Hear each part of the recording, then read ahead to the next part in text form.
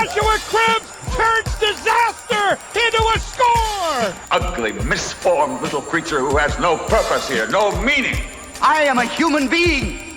Washed it down with 1 beer, 2 beers, 3 beers, a shot of whiskey, a margarita, and a Bloody Mary. And I said, Stone Cold, why have one when you can have them both? Swung in and drilled! Deep right center! Away back! Gone for Tony! Irving and Curry, one-on-one. Irving puts it up. It's good! Kyrie Irving from downtown! Senator Hillary Rodham Clinton? Awful. How is she awful? Hates freedom. And now, Any Given Podcast with your hosts, Brendan Ward and Ethan Simpson. Iguodala to Curry, back to Iguodala, up for the layup! Oh, blocked by James! LeBron James with the rejection! Hello and welcome back to another fantastic episode of Any Given Podcast. I'm one of your co-hosts, Ethan Simpson. Sitting here with Brendan Ward. How is it going this fine week, Ethan? We're here on a Monday talking. How's your week starting so far, my man? Week's been going pretty good.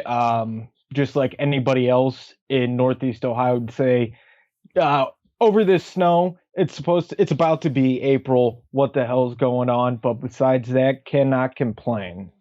I mean, I can't really complain either. I mean, it's a good start to the week. You know who else has had a really good week? Who's that? The St. Peter's Peacocks.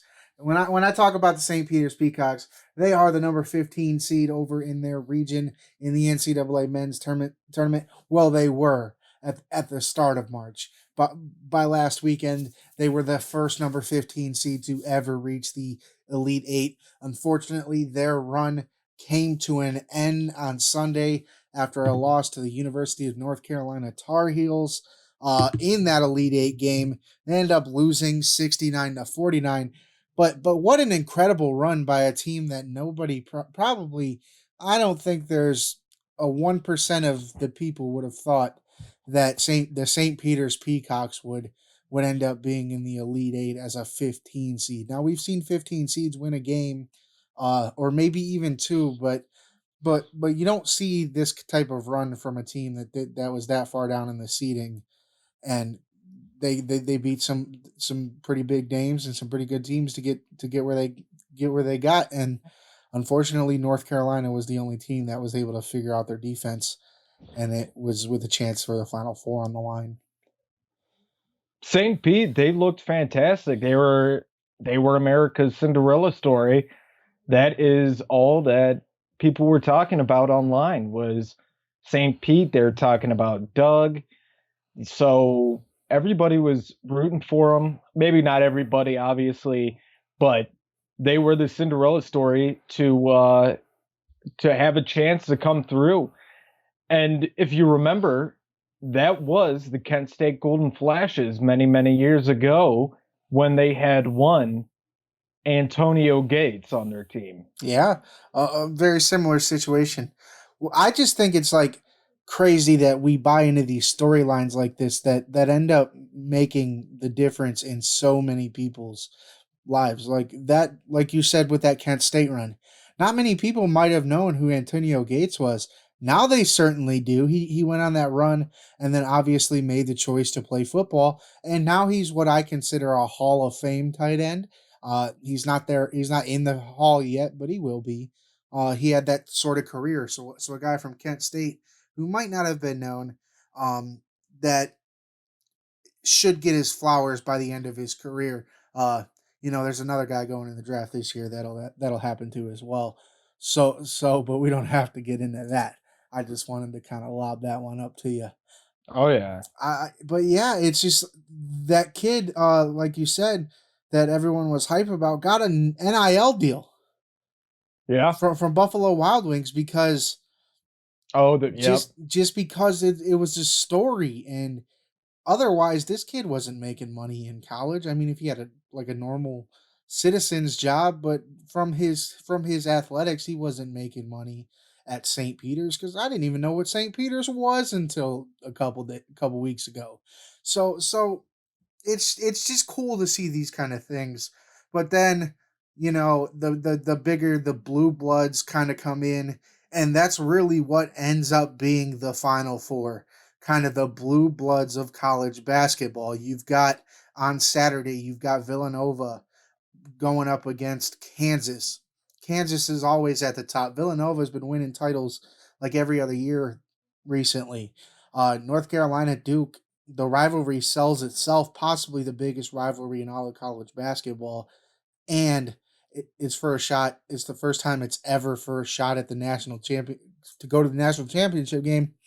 Not only that, if North Carolina makes the title game, Coach K's career is over at Duke. The Final Four is just, the storylines are all there. It's actually going to be an exciting start to April to crown a national champion. Yeah, the only real storyline there is Coach K, obviously 40 plus years in college basketball. So other than that, it's the blue bloods. It's the same guys that are always in there. I don't know if people, there's been a debate online if Villanova is technically a blue blood or not. I've seen a lot of people discussing that.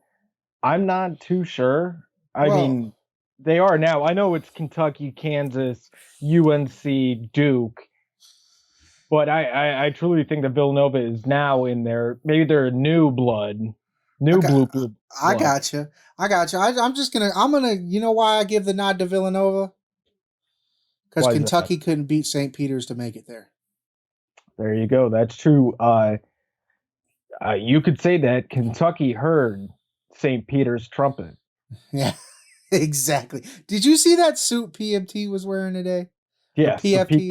The peacock suit. That was crazy. Why would somebody ever make something that looks like that? I'm not too sure. In high school, before prom, they always had somebody come in and set up in the cafeteria renting out tuxedos, and there was always Realtree camo tuxes, and not just one, multiple camo tuxes. I don't think anybody got one. Now I probably should have gotten one of those, to be honest, because the only time I went to prom was junior year, and my prom date was James Gerald Milton. So we didn't really take it too seriously, but it would have been funny to get one of those. I'm laughing because you brought up the Realtree camo, and that's exactly what I wore my senior year.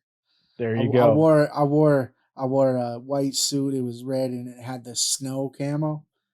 Okay. It was actually kind of raw, but I also like mohawked my hair. I did a little too much, man. I was feeling myself for a little bit with like the Chuck Liddell thick ass mohawk. Like it was so dumb to even do as a senior in high school, man. It was the dumbest thing I ever did, but it was funny. Looking back at pictures now, it was funny to see that I, for some reason, was like, you know what? Camo's the way to go on the night you're supposed to look the best. This is it. That's my look. I'm going camo. Yeah, right. I was like, camo in red. Can't beat it. Yep. Hey, why not? Do it to it.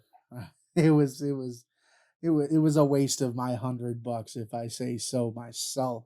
Hey, well, you went out there and you said, you know what? We're going to get her done. Exactly. I mean, I was on my Larry the Cable Guy vibes at that point, I was just missing the hat and the fishhook. There you go. And probably an old beat up truck or something, right? Pulled up to Kalahari in an old beat up truck. Yeah, so you guys had it at Kalahari? Yeah. Both years we did Kalahari. We did Kalahari randomly the first year, and then everyone was like, well, that was cool. Let's go back. Gotcha. Yeah, they just did ours in the gym. I mean, it was fun, whatever. I was getting twerked on and stuff. It's probably cheaper too. What's your prom ticket go for? $30-$40? No, it was like 15 or something. I think. Yeah, see, ours were like 80. Our tickets to the prom were like $80, and all it gave us is they gave us pizza at the pools afterwards, and we got to go down in this tunnel into the water park. But we didn't get discounted tickets to stay there because they didn't want any of us to stay there because we were all high school kids. So like, I mean, a lot of people did stay there.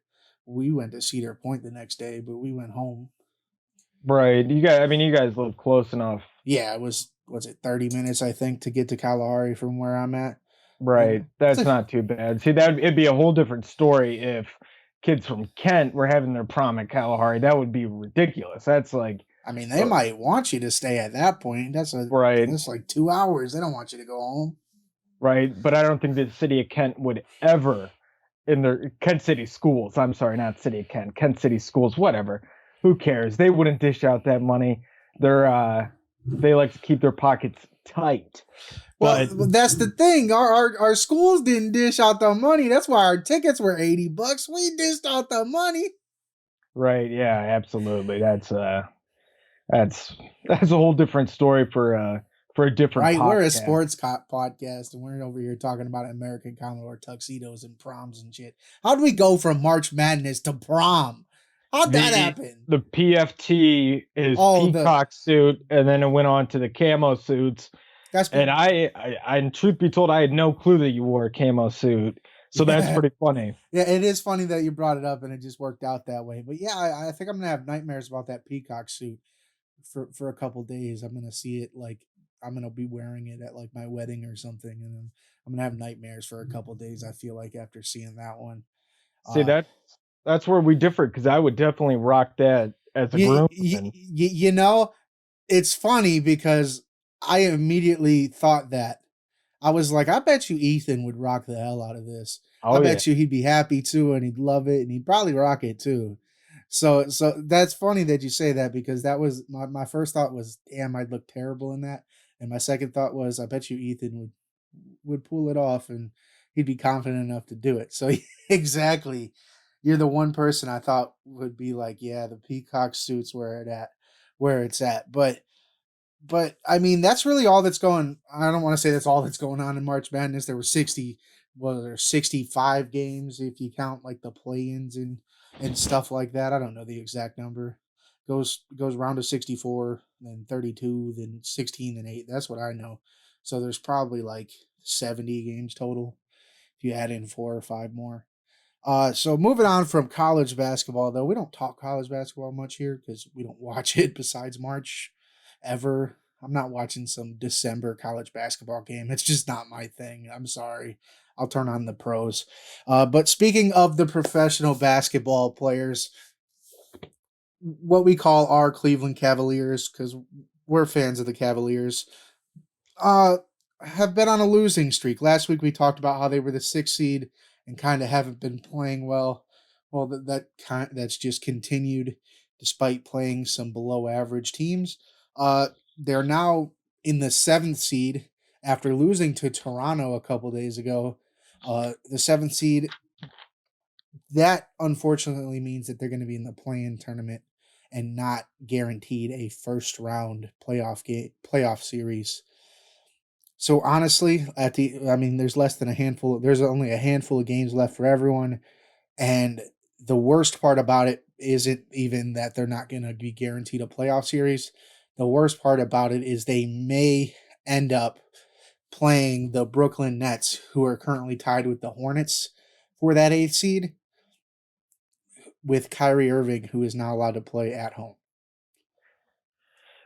Yeah, it's a tough thing. The Cavs, obviously, like we talked about last week on the podcast, have been, riddled with injuries to guys that were very key to getting us to that point. Evan Mobley goes down Monday night too. Yes. One bright side to that was seeing the videos of Darius Garland working out in the gym. I know that doesn't really mean anything. He's just working out, but it's a little shine of hope on this Cavs team that have worked so hard to get to that point, to prove everybody wrong. We're not just these young guys that it was a fluke thing that they're there, Yeah. that they were ranked, that they were put into the playoffs. So it's a shame that the injuries have plagued them, but I still believe in them. Believe Linda. Yeah, exactly right. One thing's for certain, if they can get healthy enough, they probably won't buy the play-in tournament because I'm pretty sure it's like next weekend, like not the 1st, 2nd, or 3rd of April, but the weekend after, or a couple days after exactly when I'm talking about. They might not be healthy for the play-in tournament, but if they can get a guy like Jared Allen back and Evan Mobley's injury from tonight's game isn't too bad, then I can see where we look at this team who's now a 7 seed, who shouldn't be, because this Cavs team is better than they're playing right now. Heck, they're only the 7th seed because they have played absolutely terribly since the All-Star break, but they were so far ahead of everybody when it came to, like, aside from the Miami Heat, the first half of the season, they were like the 2 seed, that despite the fact that they've played terribly this second half, they're still going to be in the play-in tournament. I don't even think I'm pretty sure not making the playoffs is out of the question for them. But I mean, I don't want to say that, but I'm very confident that the Cavaliers are going to make the playoffs. But they, like you said, this team didn't end up this season the way they should have, and going forward, there's kind of this hope that the Cavs are way better than they even look right now. Yeah. And what the path that they are on and what they continue to do, this team, and once again, I'm going to circle back around to last week, but I think this team has what it takes to make it to the finals in the next 3 years. No, I can agree with you. They're probably a decent starting small forward away from being a very good unit. Like, Chetty is good, but he's not great. Yeah. Okay, yeah, I can agree with that. They need somebody that's better than Chetty Osman as their small forward, as their starting small forward, and they don't have that on the roster. And once that happens, their starting 5 is fantastic. Even if it's a lineup of 2 guards or 2 point guards in Darius Garland and then playing Colin Sexton at that 2, but if you somehow put somebody else at that 2, Colin Sexton coming in as your 6th man or your second string point guard, it's a pretty good lineup, and I think moving forward it's only going to get better as long as they continue to keep Colin Sexton, which is what the organization has said is the plan. My worry is that they made this trade for Karis LeVert. He's only played a handful of games. He has not been that effective, and he's probably going to want a contract before he's in Cleveland Cavalier next year. So that decision is going to be one where it's going to be met with a lot of should they, shouldn't they. What do you think they should do? That's kind of tough. Like you said, he's only played a handful of games this season, and moving forward, you would think the front office wants to see a little more before guaranteeing him that contract. And that's where it comes into, do the Cavaliers want to take that risk and put all their eggs in that basket, or do they try to find somebody in free agency or possibly during the draft? So when you say free agency, the stigma about free agency in Cleveland, aside from when LeBron has been here, is that people just don't want to come here. Do you think that's still the case? Do you think, like, if they let LeVert go, that they can get some, I don't want to say big name because they don't need a huge name, just some high level, talented wing player to come in as a free agent into Cleveland? Absolutely. Just because of how this team has proven itself this year, this is definitely a hot spot that a young player would want to go to. Why would you want to go join a team that's stacked like the Nets, like the Lakers? Why would you want to put yourself into that situation to where you're coming off of the bench instead of potentially winning this starting role and proving yourself and the longevity this team potentially has? Why would you not? Why would that not attract you to this team? I would say if you're still like 26, 27 or younger, I feel like that is something that's very attractive. The opportunity to go and do it on your own and beat these old heads that are all kind of doing that. Andre Drummond could start somewhere, but he decided he wanted to play for the Brooklyn Nets. I know he's not the greatest representation of the point, but he still decided to go play for the Brooklyn Nets. Malik Monk was starting somewhere, and now he's like a 10th man on the Los Angeles Lakers. And that team blows. Like, they're terrible. Like, I don't even know how LeBron can still look himself in the mirror. That's how bad the Los Angeles Lakers are. But that's where he wants to be. By all means, kumbaya. If this is kind of your send-off, LeBron, I am very sorry because Cleveland is doing much better without you.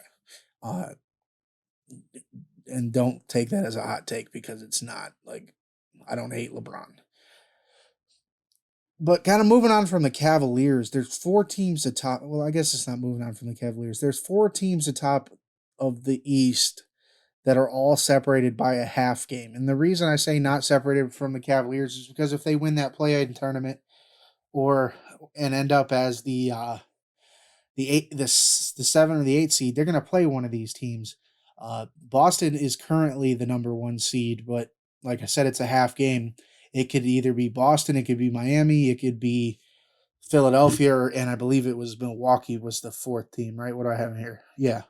Celtics, Heat, Bucks, Sixers is kind of where it currently stands. Now, the Sixers do have the easiest schedule remaining and the most games remaining of any team in the East, so they could very well end up being the number 1 seed. They just have a very newly acquired James Harden, who I'm not sure they gel. Him and Joel Embiid gel that much together. But Joel's having an MVP-like season, which is why the Sixers are so good. So I think that the Cavs can win the play-in tournament against really any team. They can steal 2 games from the Brooklyn Nets, but can they steal 4 from any of these 4 teams in a first-round series? That's going to be tough. That's definitely going to be tough, especially like you said, if they're playing the Brooklyn Nets or one of those guys. Yeah, that's definitely going to be a challenge. It's going to challenge these players. It's going to see what these players are definitely made of. Well, and I would say kind of really depends on who's on the roster, right? Or who's playing. Because if this thing with Evan Mobley is serious, and I know nothing about it. It happened while we're sitting here talking to each other. It happened. I saw it go up on my phone, which is why I mentioned it. If that's serious, which indications are it could be, then no, not at all. I don't think they can win without Evan Mobley. Jared Allen's already a big piece that's missing. Maybe he'll come back and be very, very effective like he was. Darius Garland, every once in a while has some things pop up. Karis LeVert, same way. So I think like they could be competitive with one of those 1 seeds, but it really depends who is on the floor. Because there have been 2 Cavs teams this year. The one that I would have told you might make a run at the Eastern Conference Finals, that played the first 40 games. And then there's the post-Rubio injury Cavaliers that have kind of just limped their way to the finish line at this point and it's not their fault because of all these injuries. I just want to know which one would be able to show up in a first-round playoff series against probably the number 1 seed in the East. Yeah, and totally makes sense because you really don't know. Yeah. It, it's the first half or second half team. Who is gonna show up when it comes grind time, and that's like what I said about we'll see what this Cavs team is made of. Just even being in the playoffs in that situation. Yeah. What they're made of literally is what you meant, you know? Yeah. I see. But that's really all I got for the NBA. Let's go ahead and talk baseball for a minute. Not much going on. Spring training's going on. We're getting closer and closer to opening day, which I believe was 4 or 5. So not next weekend, but just early in the week after. The biggest thing for us, I feel, to talk about is Andrew Miller, former Indians reliever, announces his retirement. And the reason I want to talk about this, and I'm sure it's the reason you want to talk about it, is Andrew Miller was probably the pinnacle, the greatest like run we've ever seen at the top of that position when he was in Cleveland in 2016. The excitement anytime Terry Francona put him on the field was electric. And that's what I mean by it. I'm sure there have been pitchers that statistically pitched better than he did then. But the like the Rock in the 90s in WWE, that's what Andrew Miller was to those 26 Indians. You plug him in, he's going to come in and shut down who he has to shut down. But while he's doing it, he's going to put on a show and the fans are going to go nuts behind him. And he'll always, I think, kind of be loved in Cleveland for what he did during his time here prior to the end of it, I guess, with during his time in Cleveland with the Indians. Yeah, that's people talk about Andrew Miller time. That was probably the funnest run as a Indians fan that I experienced. It was awesome. Andrew Miller was right there. He was one of the major keys, if not the major key, that came before the trade deadline that season. And all these people want to go, well, he fell apart in the playoffs. He fell apart in the World Series. Where was he? He didn't show up. Blah blah blah. We wouldn't have been there if it wasn't for Andrew Miller coming in and being the player that he was. Yeah. The fantastic reliever that he was. And it was so much fun. He grew out his beard, grew his hair out, Miller time. It was fantastic. So hats off to you for a fantastic career, Andrew Miller.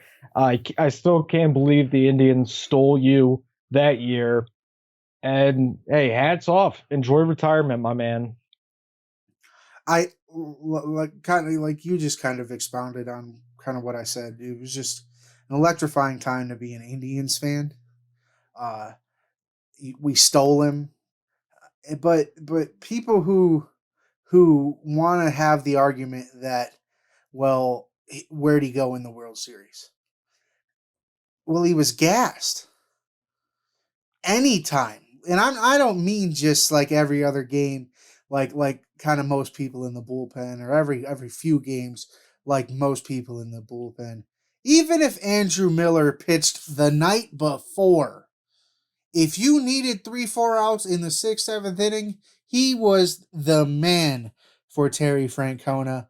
I remember calls where Tom Hamilton is just telling the story of how Andrew Miller was striking fear into batters, and he truly was. He was unhittable for a while there, with the Cleveland Indians, and it was just a fantastic time. So, like you said, hats off, hell of a career, Andrew Miller. Even to start out as a starter and end out as a reliever, to do what he did, hell of a career. Kudos to you. Enjoy retirement. But speaking kind of that same Cleveland baseball team, They're just not selling tickets. Season tickets are still available. The home opener is still available. When's that? Like that's normally something that sells out within a few days of it being announced and available for sale online. That's normally something you can't get your hands on, but I could freely I could freely go on right now and buy any ticket I want, really. They're just not doing it, and people want to know why. And I believe you have a theory why, so I'm going to let you kind of go on and say what you want to say about the Cleveland baseball team and maybe why they can't sell tickets. I think the number one, and I truly believe this, the number one reason why they are not selling tickets to opening day and people are canceling their season tickets or just not buying them is because they changed the name.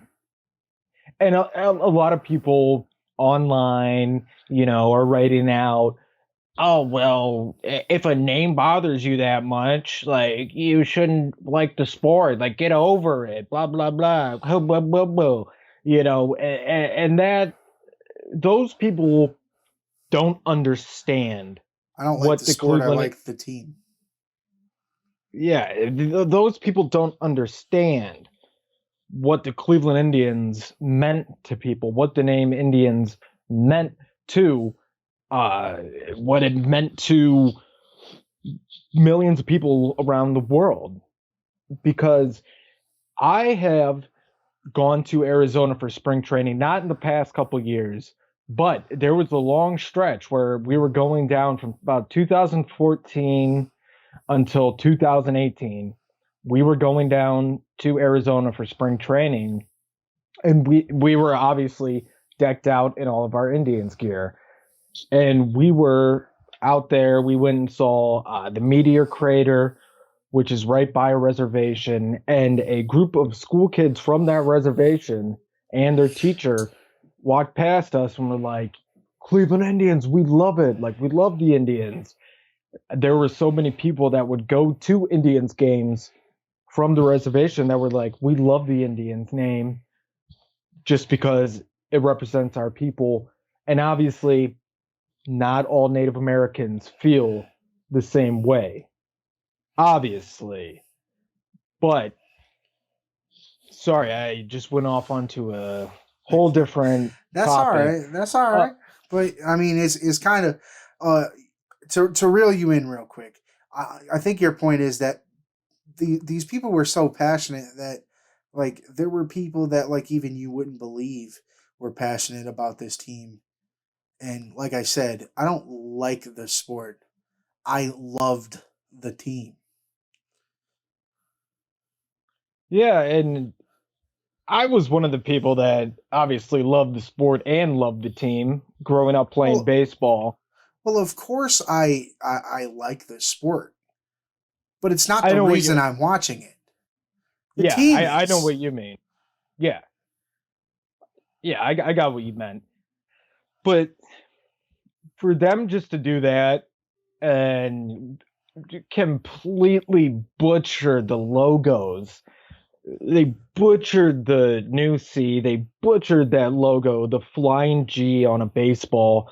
It was like, come on, you guys could have done a better job. They just forced this new team with these terrible logos down our throat. And a lot of these fans were sick of it. They're not going to sit to the Guardians. Granted, I thought the Guardians was better than a lot of names. I personally thought they should have been named the Cleveland Coyotes because the coyote holds very high in the Native American community. It's an animal we have around here. Yeah. And the design would have looked awesome. But that's just me. So I can understand why people aren't buying season tickets. People don't want to go to opening day because they've kind of lost it. This is this whole new team. The excitement's gone away. The people have had to change this to be politically correct. That's how some people feel. And it's not the same. It doesn't have the same feeling. And the Dolans, on top of the whole name change, the Dolans don't want to spend money. That report came out where the Cleveland Indians are third from the bottom in spending this offseason.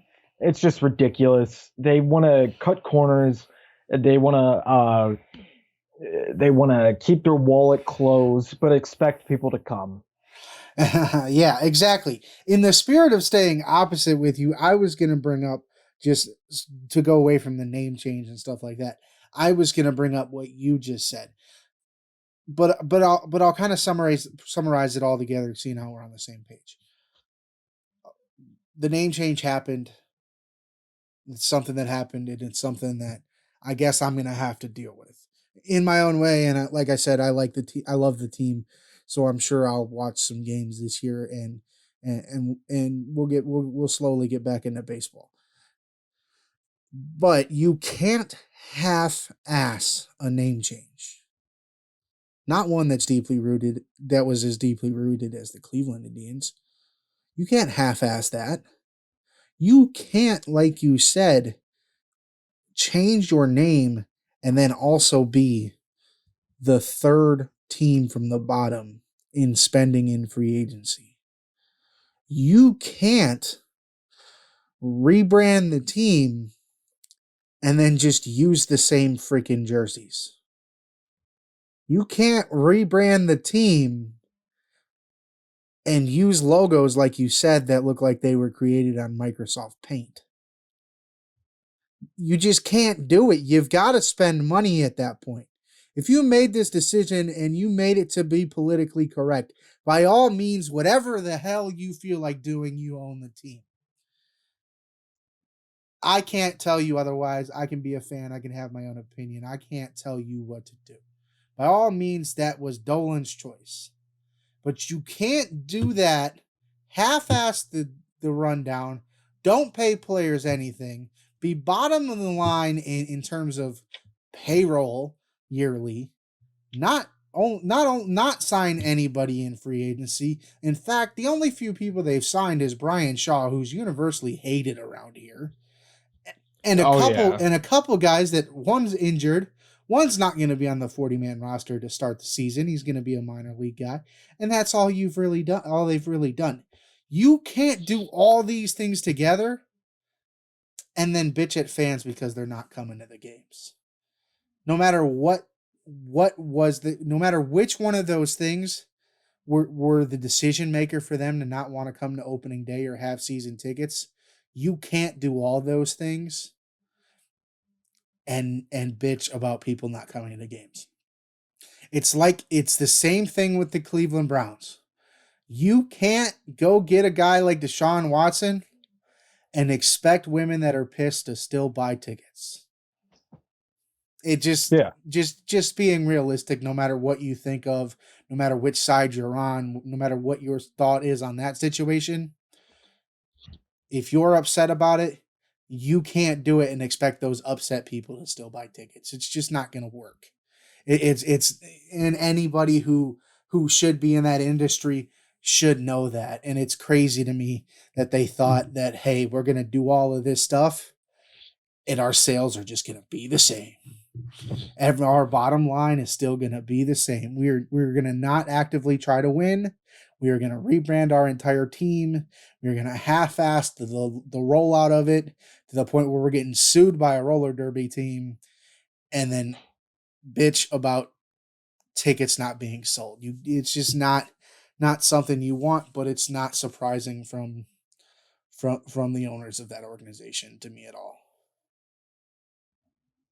And what do you expect with this new name change and everything? Everybody to go out and buy brand new jerseys and hats and stuff. Most people have jerseys and stuff. I've seen people still have Grady Sizemore jerseys, Travis Hafner, CC, Coco Crisp. People are still wearing these jerseys. Albert Bell, Jim Thome, Manny Ramirez. If you wanted me to buy a jersey for the new team, give me somebody's jersey to buy. Sign somebody who's going to be here long term. Keep Francisco Lindor out of New York. And I know he wanted to go, so you might not have been able to, but give him the money to stay here for a little while. Don't let me hear in trade talks a couple weeks before the season where you're about to roll out your new team that the only good player on your team that plays offense in Jose Ramirez might be traded. Now, the reason I said it the way I did is because Shane Bieber, and there's a couple of good pitchers on this team, but Jose Ramirez is without a doubt the only good offensive player on that team currently. And if you're gonna tell me that they got to trade him away, the only great offensive player, there's some okay ones on the team, but right now Jose Ramirez is the only great offensive player on that team. He's the most consistent. Yeah, and so if you're gonna tell me that guy's gone, what jersey am I gonna buy? Josh Naylor? And which I like Josh Naylor, I like but Josh I'm not Naylor, going out to buy his jersey. Right, and he had that knee injury, so what's gonna come from that? Is that gonna plague him for the rest of his playing career? It What's certainly happening has there? Brad And I Zimmerman. yeah, and it was like when they went out and they traded and they got Yasiel Puig, and everybody was like, awesome, we got Puig. All right, people started buying jerseys. Then they were like, we're not going to re-sign him. Didn't bring him back. Yeah. Everybody, and fans would have been happy. Yeah, and that's what they do. And they spend all their time on these pitchers, which, yeah, cool. But unless you're a young kid that likes pitching and wants to be a pitcher, most kids are going to go out and be like, hey, I want a Jose Ramirez jersey. I want a big bad player. They don't want pitchers' jerseys. No. And that's just a fact. No. I mean, like you said, unless they're playing the position, there's not really any kids that are going to go out and, I mean, unless it's a really marketable young guy, but what pitcher in the league right now is a guy that you think is a star power guy? There isn't one. Pitcher in the league? Not in terms of talent, in terms of marketability.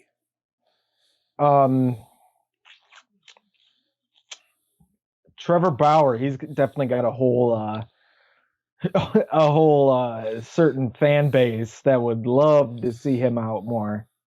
I mean, yeah, I got you, but my point still stands. There's not many pitchers selling jerseys right now besides like home team jerseys. It's just not happening. They're buying. But not only that, we're heading towards what I believe is an offensive renaissance of Major League Baseball.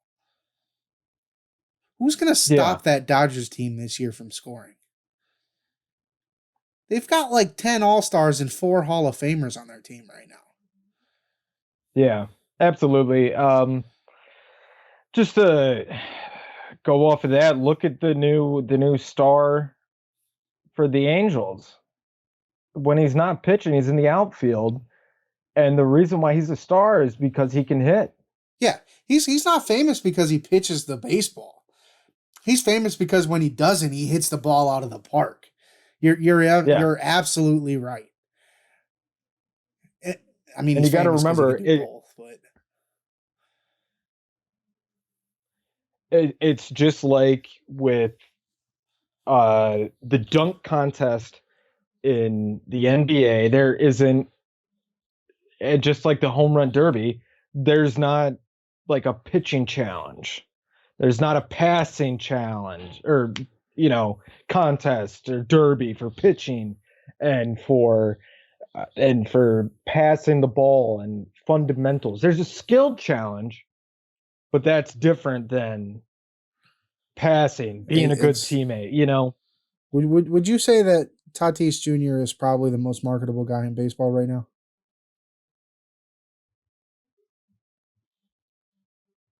Go on. Would you say that Fernando Tatis Jr. is probably the most marketable guy in baseball right now? I would say him, Vlad Jr. There's a couple guys that came out around the same time that I would say are definitely, those are the new faces. The new guys, obviously, you have the Mike Trouts that have been around, which Trout's fun to watch, but didn't he market hasn't him. won. He hasn't Yeah, won. He yeah, hasn't won anything, and they didn't market him. The reason I ask is because I named Tatis Jr. You named Vlad Jr. Both are trash defenders, yeah, but they hit the ball out the park. right. And that's what people come. That's what people pay for. It's the name of the game in Major League Baseball.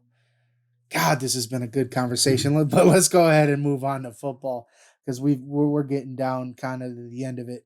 We'll go quickly into the kind of the three things that happened in the NFL over the last couple of days, and then I want to talk Deshaun Watson's press conference on Friday with Kevin Stefanski and Andrew Berry. First things first.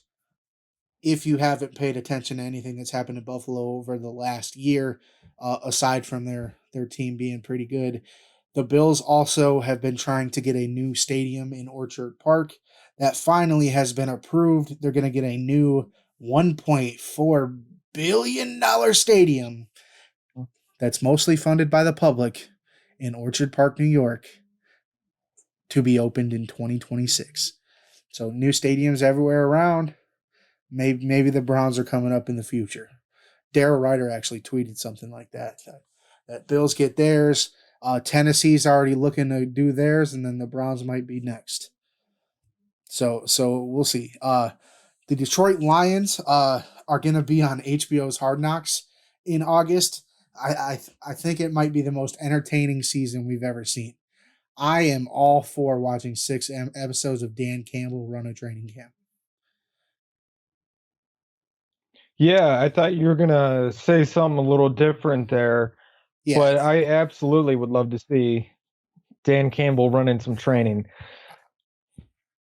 I messed it up myself. I know, but so we'll get back into that because the reason Ethan was a little confused is because Detroit, the city of Detroit, and the reason I messed it up because I said Detroit Lions instead of Detroit.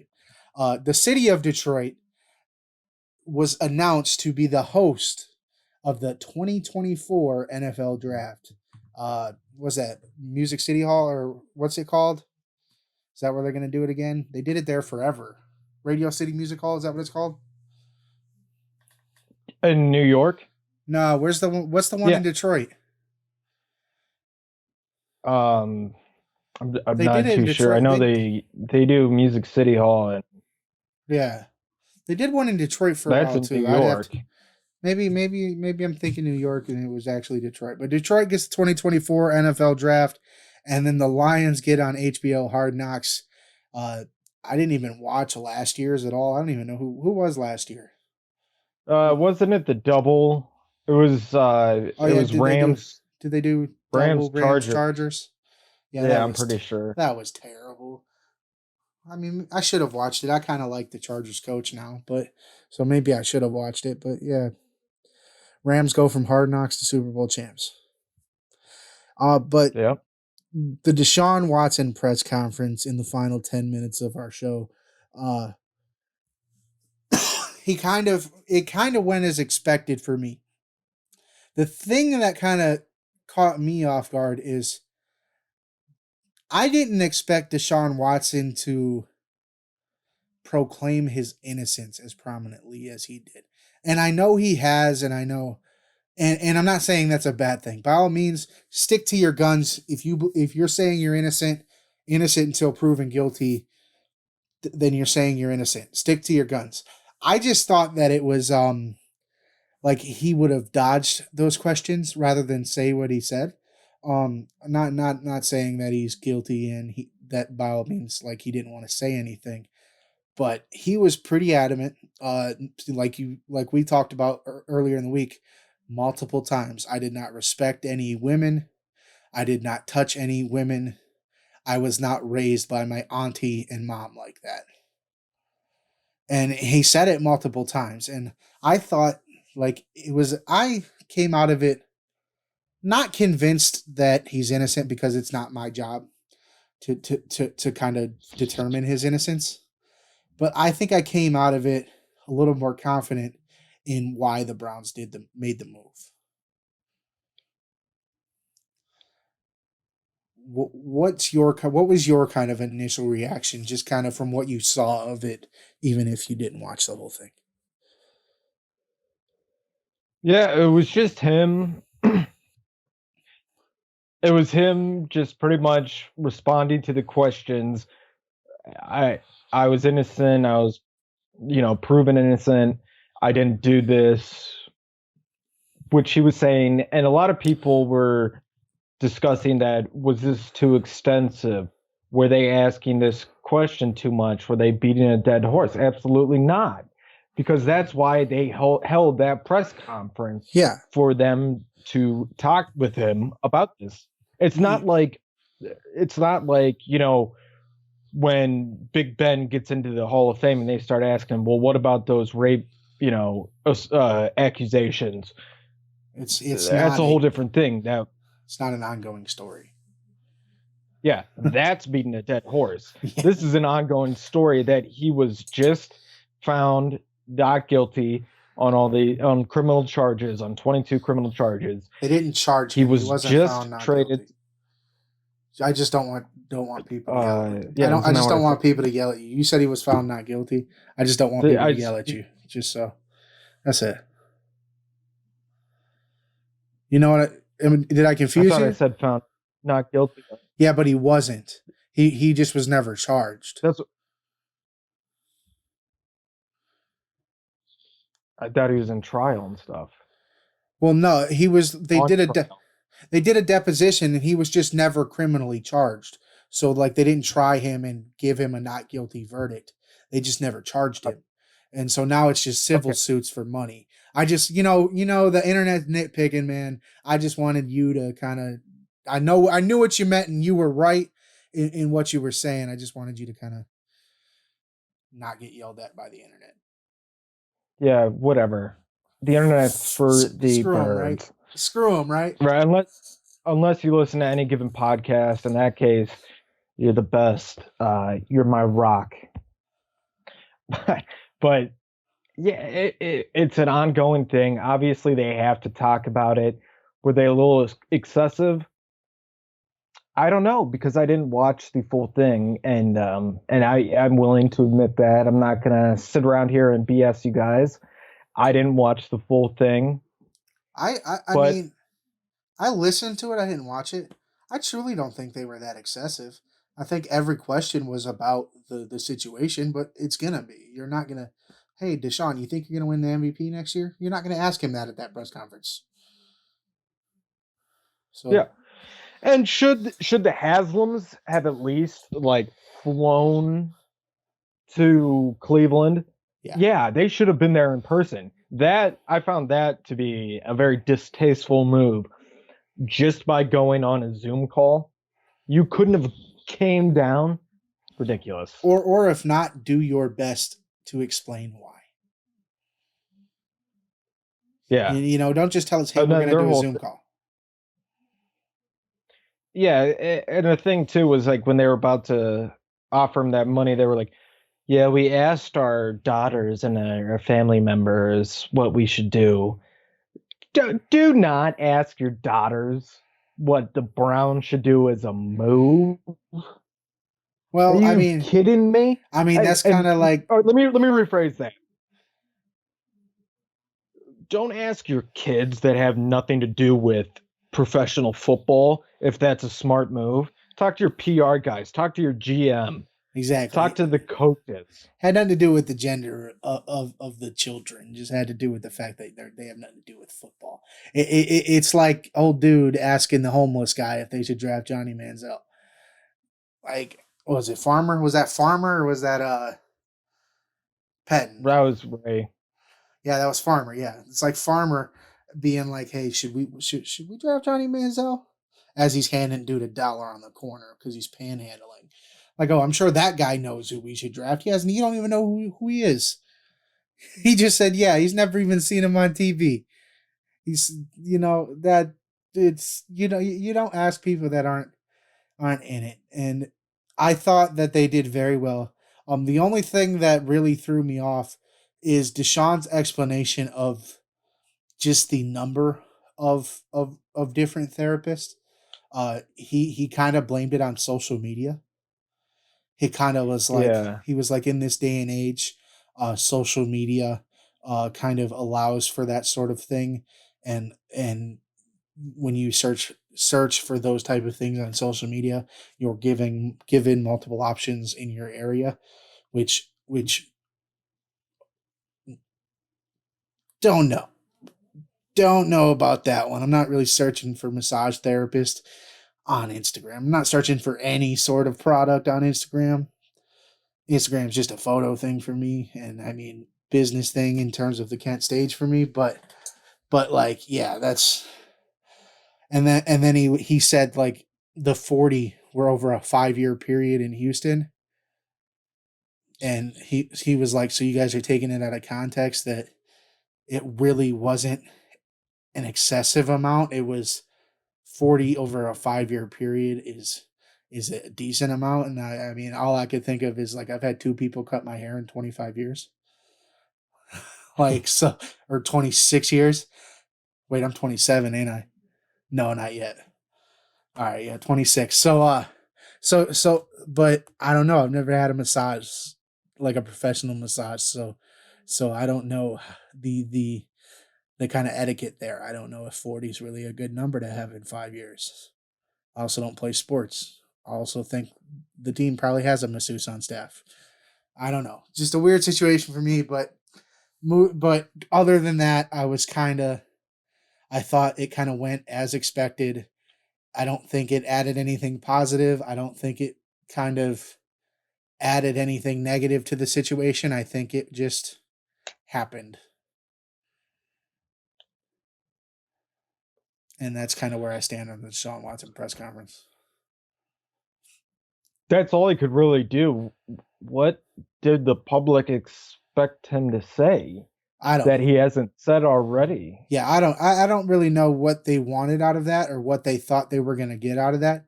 He was going to sit down at a podium, let you ask him questions, and if he couldn't answer them, he was going to tell you I can't because there's an ongoing investigation, or he was going to say what he needed to say. Hey, I did not disrespect any women. I maintain that I haven't done that. I wasn't raised like that. It's not in my DNA. And he said that multiple times. So I'm not saying I'm on his side now, and I'm not saying he's innocent. I'm saying I don't really think that press conference changed anything in either direction. It's just, it was a formality. If you have an opinion and you have personally come up with whatever verdict in your mind, that presser's not going to change it, whether you think he is guilty or whether you think he did it or didn't do it. That's already made up in your mind, and whatever he says is not going to change it. Yeah, well, I mean, and whatever I say is not going to change their mind. So exactly, and it's not going to change my mind. I think if he did this stuff, he's a disgusting human being. But if it ends up coming out that when we get to read the depositions and get to read everything, and it ends up coming out that Deshaun really didn't do these things, then I'll sit up here and say that he really didn't do these things. But until then, I'm not going to call him guilty, and I'm not going to call him innocent. And we're going to move forward as he's the Cleveland Browns starting quarterback, aside from the probably looming suspension from the NFL whenever that happens. Yeah, and speaking of him being the Cleveland Browns starting quarterback, Kevin Stefanski said they are, as far as he's concerned, if there is a suspension for Deshaun Watson, Baker Mayfield will be ready to go. Well, let's kind of see, because there hasn't been really movement on him. I know he's set to make a decent amount of money, but you're gonna have to pay him if you can't do it anyway. So might as well keep him on the team and see what he could do. I truly think that Baker should be a starting quarterback in the league right now. I think it's absurd for you to sit here and tell me that Baker Mayfield doesn't deserve to be in the league, but Colin Kaepernick does. Or even like even if you want to. I don't even want to say the race thing. But so like Baker's 1 year removed from having a very good season. Colin Kaepernick's about 10. And 6 years removed from playing in the NFL. So to me, it's not even an argument. I mean, if you want to go about the race thing, give RG3 a shot. because he looked good in some videos I saw from him at the combine. So if it's really about race, give RG3 a shot. But I believe Baker Mayfield should be a starter in the NFL. I believe he's good enough to be a starter in the NFL, and I think it's crazy that people aren't trading for him, unless it's just about the number that he's owed this year. Yeah, what I think is they're just waiting. They're just waiting on him to either get released or traded at a lower price. I think I think the Browns are asking for too much for Baker, and teams around the league are like, all right, well, yeah, we'll take Baker, but if they're just going to get rid of him, why not wait? That's like telling people like, hey, I have this product, you could buy it now, but in 2 weeks it's going on sale. And they're going, I wonder why people aren't buying it. The Browns are the only people that trade for people that are about to get cut. It's just ridiculous. Like, that was such a dumb move on their part, doing all that and expecting teams to be calling him. No, they're going to wait till he's a free agent and pick him up. I'm why? I'm going to cry the day he comes on here if he signs with Pittsburgh. Yeah, I'll leave it at that. Yeah, that's not going to be. I mean, I don't know. Hopefully not. I mean, that was the first report. Is they're just waiting to see if he gets cut. The Steelers? Yeah. Well, then why go out and get Mitchie boy? They signed Mitch before Baker was available. I know, but that's why they did it. That's why they didn't know Baker was going to be available when they signed Mitch. Is the only thing I could think of. And they really don't. They probably really don't believe in Mitch Trubisky. And I think the Pittsburgh Steelers are going to throw darts at the wall and see which one sticks. That's what they're going to do for quarterback this year. I can't tell you if Mason Rudolph's going to start, if Mitch Trubisky's going to start, if Dwayne Haskins is going to start, if Baker Mayfield's the starter for the Pittsburgh Steelers. I can't tell you who it's going to be, because I think they're just going to, like I said, throw some darts at the board and see which one sticks the closest to the bullseye. And if you go through those names that I just named, it's probably 6. Total sense. It's probably Baker Mayfield. But that's kind of all I have for this week's episode, man. You got anything else for him? Yes, I do. All right. Coming up now, actually. I was like, we have this day in sports history, March 29th, 1994. Coach Jimmy Johnson quits the Dallas Cowboys. I knew that's where you were going with it. I knew it. And so, as soon as I heard his name, I was like, nah, he's not. Hold on, though. March 29th, 1996. The Cleveland Browns choose their new name, the Baltimore Ravens. So, see, I got both of us. Oh, man. He's taking shots at both of us, man. I lost possibly the greatest coach in my team's history, and you lost the whole team. That's terrible. Right. Hey, you know what? I was still kicking around. I was around, but I wasn't around, if you know what I'm saying. He was a little baby fetus. I was still fermenting. Oh, you were still in the sack? But yeah, it was March 29th. My birthday's July 27th. So, yeah, you was a fetus, not a... I said the sack, bro. I'm talking about tea, not your mom. Oh, no. I had been out of the sack since the World Series. All right, so yeah, since October, November. That's a whole story for a different... Yeah, we don't need to get in the birth of Ethan Simpson. We don't got to get into that. But you said, all right, so March 29th, 94, Jimmy Johnson quits the Dallas Cowboys, and then 96, the Cleveland Browns switched their name to the Baltimore Ravens. They chose the name for Baltimore's team. the new team. There you go. Terrible, terrible day in sports history. What a terrible day in sports history. But that's all I got, my man. Thank you guys for tuning in to Any Given Podcast this week. Where can they follow you, Ethan? You can follow me on twitter.com at ETH Simpson CGOD. And you can follow me on Instagram at ETH Simpson. You can go ahead and follow me on Twitter at BWardCLE, on Instagram at B.Ward52. Do not forget to follow the podcast on Twitter at Podcast Given. Instagram is at Any Given Podcast. Facebook.com/Any Given Podcast. Please do not forget to subscribe to the YouTube. Just hit the button and we're in there. Thank you guys for tuning in to Any Given Podcast. You guys have a wonderful rest of your week. God bless. Stay blessed.